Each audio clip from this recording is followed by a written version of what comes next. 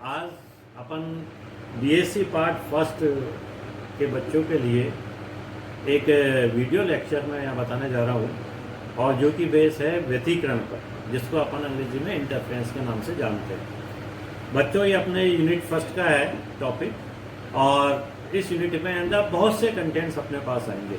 कुछ कंटेंट्स अपन आज इस वीडियो में बताएंगे, कुछ कंटेंट्स नेक्स्ट वाली वीडियो में आप उसको देखोगे।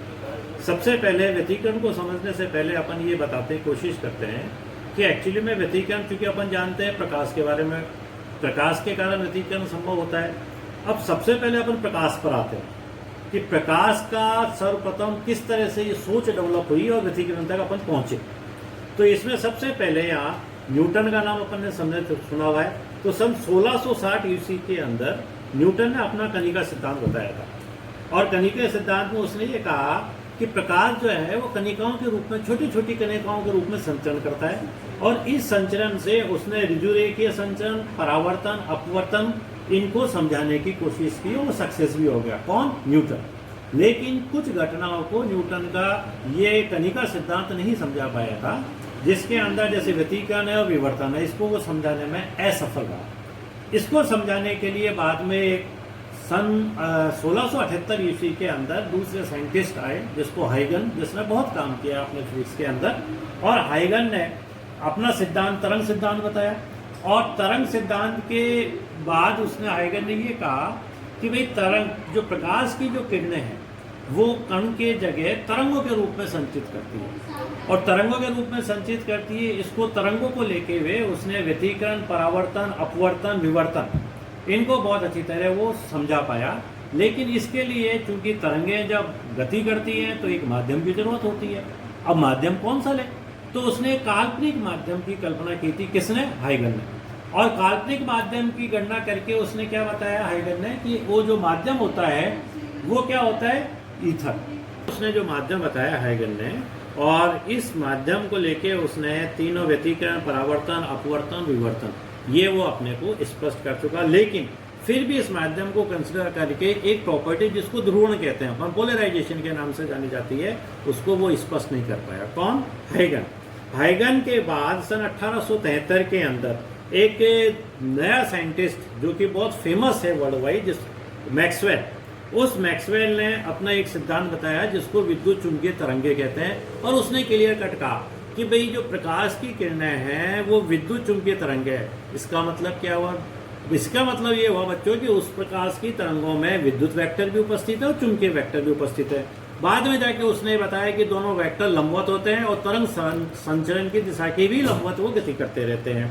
और उसने इन विद्युत चुंबकीय तरंगों का वेग भी निर्धारित कर दिया था, जिसका प्रकाश का वेग कहते हैं, जो आज भी वैलिड है और उसका मान 3 × 10⁸ मीटर पर सेकेंड के द्वारा अपन बताते हैं।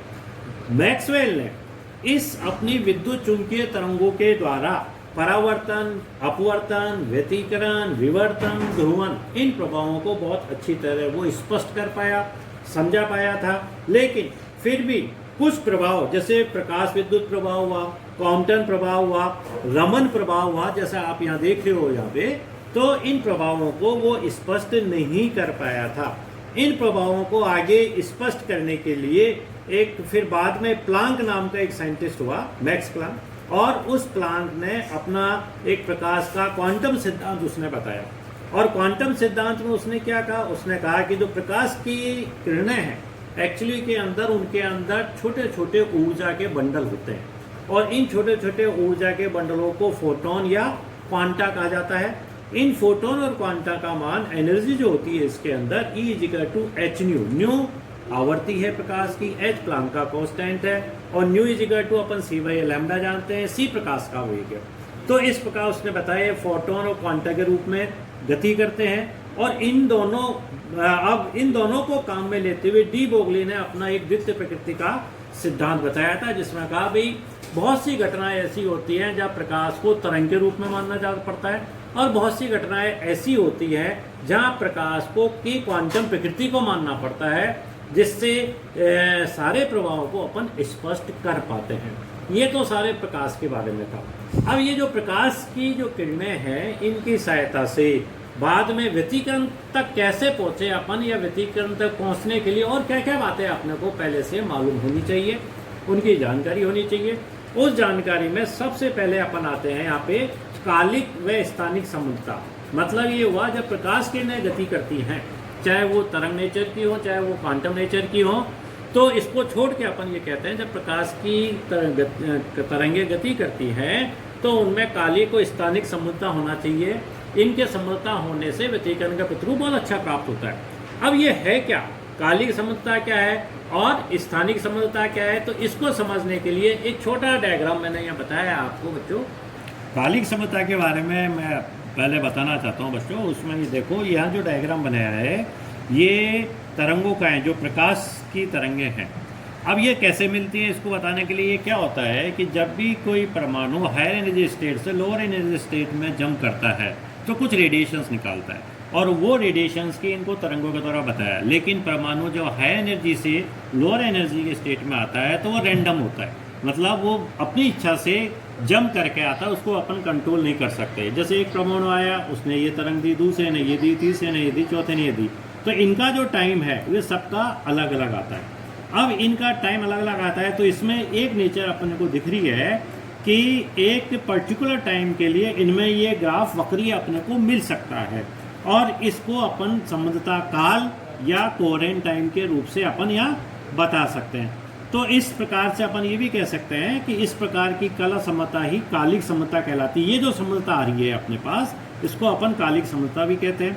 इस कालिक समुद्रता के बारे में अपन ये भी कह सकते हैं कि वह दूरी जो समुद्रता काल डेल्टा टी में प्रकाश तरंग तय करती है उसको अपन समुद्रता लंबाई, और यहाँ उस समुद्रता लंबाई को अपन ने कैपिटल एल से बताया है, और इस कैपिटल एल को अपन समीकरण 1 के द्वारा अपन यहाँ बता रहे हैं यहाँ पे।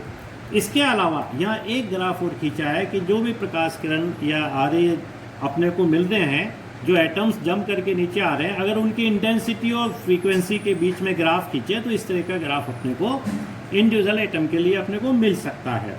इस ग्राफ से अपन स्पेक्ट्रम में रेखा की परिमित परिशुद्धता को अपन बता सकते हैं, जिसका मान Q = lambda upon delta lambda. Delta lambda delta nu से संबंधित है। ये फ्रीक्वेंसी के डिफरेंस को अपन बता सकते हैं। इसमें एक बात बहुत ही अच्छी अपने को मिलती है कि अगर डेल्टा न्यू 0 है, मतलब ये फ्रीक्वेंसी, ये इस तरह से ग्राफ में आके एक स्ट्रेट लाइन अपने को अगर मिलती है, तो उस केस में अपन कह सकते हैं कि जो भी प्रकाश आ रहा है वो मोनोक्रोमेटिक है। मोनोक्रोमेटिक का मतलब होता है कि एक वर्णीय प्रकाश, और अपन जानते हैं कि व्यतिकरण के लिए अपने को एक वर्णीय प्रकाश की बहुत ज़रूरत होती है। इसी तरह इन्हीं इक्वेशंस को अपन इजी सिंपली तरीके से समीकरण 3 के द्वारा बता सकते हैं अपन। लेकिन अपन इसमें ये बताया है कि अगर L इनफाइनाइट अपने को लेना है तो डेल्टा न्यू का मान 0 होना चाहिए, क्योंकि डेल्टा न्यू 0 होते ही L इनफाइनाइट होता है, और इस केस के अंदर ये पूरी तरह से अपने को जो है ना लाइट जो मिलती है वो मोनोक्रोमेटिक लाइट के द्वारा अपन बता सकते हैं। इन्हीं समीकरणों से अपन समुद्रता काल निकाल सकते हैं, जिसको आपके यूनिवर्सिटी 2008 में इसका क्वेश्चन भी आया था, इसको पूछा गया था। समुद्रता लंबाई को अपन बता सकते हैं। ये बिल्कुल सिंपल इक्वेशंस है ना, इसमें कोई ज़्यादा बच्चों अपने को समझने की या इसको कैलकुलेशन करने की ज़रूरत नहीं है। तो ये तो थी कालिक समुद्रता के बारे में। इसी तरह अपन स्थानिक समुद्रता के बारे में बता सकते हैं, जो कि स्थान के बारे में होती है। स्थानिक समुद्रता के बारे में बताने के लिए मैंने यहाँ एक पॉइंट सोर्स लिया है S, और इससे कोई तरंग निकल रही है मानो, और यहाँ 2 बिंदु लिए हैं मैंने P1 और P2, जहाँ से तरंग होके जा रही है। अब कुछ कंडीशन है, 2 कंडीशन में यहाँ बताता हूँ। अगर L ये जो लेंथ है समुद्रता लंबाई, ये P1 P2 इन दोनों के बीच की डिस्टेंस से ज़्यादा है, तो उस अवस्था में अपन ये कह सकते हैं कि P1 पे और P2 पे जो कला होगी वो आपस में संबंध होगी, और इसको कला समुद्रता कहेंगे अपन उन पॉइंटों के ऊपर। लेकिन अगर L अगर इससे छोटी है तो एक पॉइंट तो उसके तरंग के अंदर आ जाएगा और दूसरा पॉइंट दूसरी तरंग के अंदर आएगा, तो इस तरह से इसमें कला समुद्रता अपने को नहीं मिल पाएगी। तो इसका मतलब ये हुआ, अपन ये कह सकते हैं कि P1 तथा P2 पर कला समुद्रता नहीं होगी इस सेकंड वाले केस में है। इसका मतलब स्थानिक कला समुद्रता नहीं मिलेगी, पहले वाले केस में अपने को मिलेगी। और इसके अलावा अपन ये भी कह सकते हैं, क्योंकि ज़्यादातर पॉइंट सोर्स नहीं होते, वास्तविक सोर्स अपने को मिलते हैं, तो सबसे पहले वास्तविक स्रोतों को पॉइंट सोर्स में बदल सकते हैं अपन। उसका एक प्रोसेस है।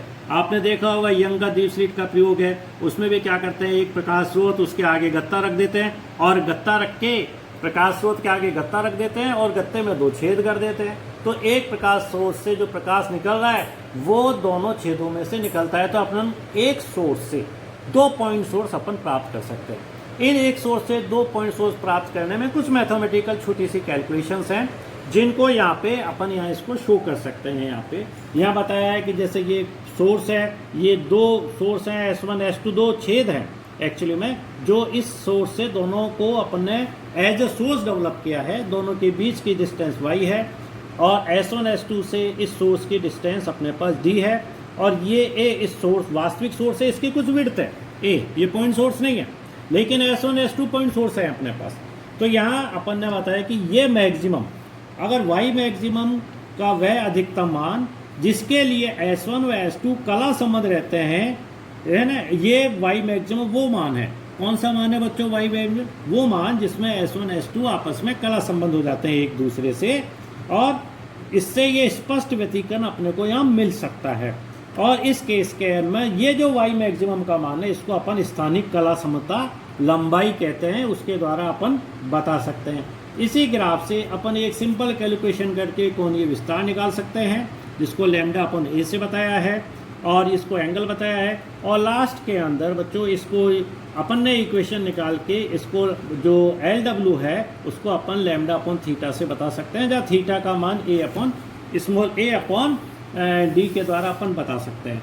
तो इस तरह से अपन ने ये देखा कि व्यतिकरण को प्राप्त करने के लिए अपने को एक तो जो सोर्स होते हैं वो मोनोक्रोमेटिक होने चाहिए। मोनोक्रोमेटिक का मतलब है एक वर्णीय स्रोत होने चाहिए। अब एक वर्णीय स्रोत में भी 2 समलताएं हो सकती हैं, एक तो काली समलता के रूप में भी अपने को प्राप्त हो सकते हैं और एक स्थानिक समलता के रूप में भी प्राप्त हो सकते हैं। तो एक बेसिक नॉलेज अपने को मिली कि ये स्थानिक समलता क्या होती है और कालिक समलता क्या होती है। इसके बाद इनके बारे में अगर आप इसको थोड़ा सा और देख लोगे किताब से और मेरे लेक्चर को आप थोड़ा सा ध्यान से देखोगे, जो मैंने दर्शाया है उसको आप ध्यान से पढ़ोगे तो आपको ये बिल्कुल अच्छी तरह समझ में आए।